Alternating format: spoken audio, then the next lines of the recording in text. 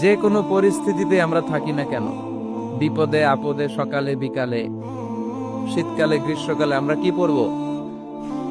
আলহামদুলিল্লাহ পড়ব। এর কারণ চাহিদার কোনো শেষ নাই। যার আছে যত বেশি, সে চায় তত বেশি। অর্থের প্রয়োজন আছে, কিন্তু এটার হৃদয়ে স্থান দেয়া যাবে না। এটা হাতে আসবে আবার চলে যাবে, ঠিক কিনা?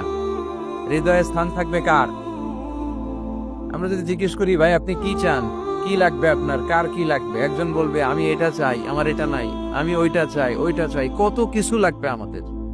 কিন্তু ঠিক এই মুহূর্তে যে লোকটা হসপিটালের বেডে শুয়ে আছে, ক্যান্সারে আক্রান্ত, ক্যান্সার যার নেই কোনো অ্যান্সার, ওরে যদি জিজ্ঞেস করেন, ও বলবে আমার কিচ্ছু লাগবে না, আমি শুধু বাঁচতে চাই।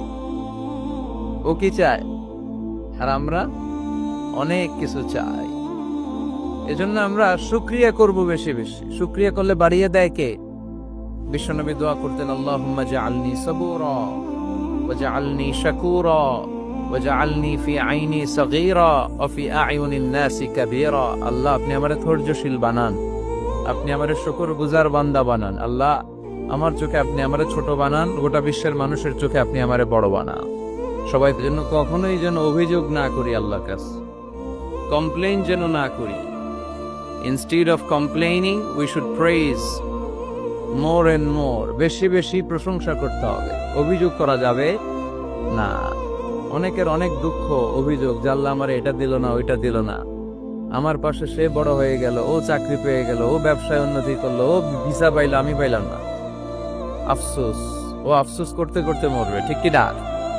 আর প্রশংসা যে করবে, তাকে নেয়ামতের বাড়ি ধারা আরো বাড়িয়ে দিবে কে? এজন্য আফসোস করব না, প্রশংসা করব, অভিযোগ করব না, শুকরিয়া করব। আল্লাহ অনেক দিয়েছে, ঠিক কি না?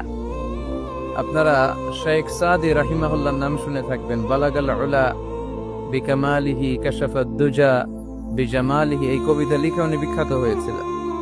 উনি পার্সিয়ান পয়েট, ইরানি একজন কবি। তো ওনার একবার আর্থিক সমস্যা যাচ্ছিল, দৈন্যতা যাচ্ছিল, টাকা পয়সা ছিল না, ফলে ওনার পায়ে দেওয়ার মতো জুতা ছিল না। তো খুব আফসোস করতেছে, হায়রে আমি এত বড় কবি, আমার পায়ে দেওয়ার মতো জুতা নাই। আফসোস করে ঘর থেকে বের হলেন, দেখলেন এক ভিক্ষুক ভিক্ষা করছে, ওর পাই নাই।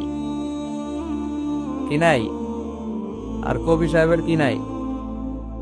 ওনার জুতা নাই, এজন্য দুঃখ। বের হয়ে দেখে সাইল, ভিক্ষুক, ওর পা নাই।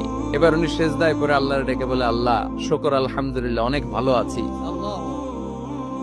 শুকর আলহামদুলিল্লাহ, বেশ ভালো আছি, অনেক সুখে আছি।